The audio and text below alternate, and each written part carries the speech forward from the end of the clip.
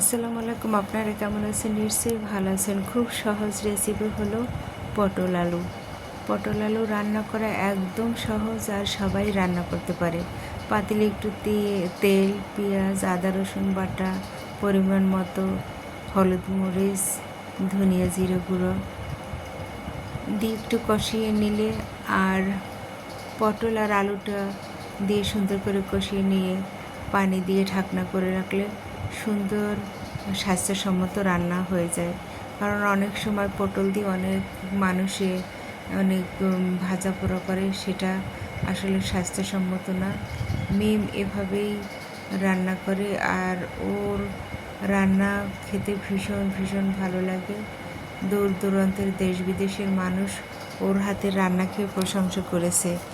দেখতে খুবই সাধারণ কিন্তু খেতে খুবই অসাধারণ। মিম, তোমাকে অসংখ্য ধন্যবাদ।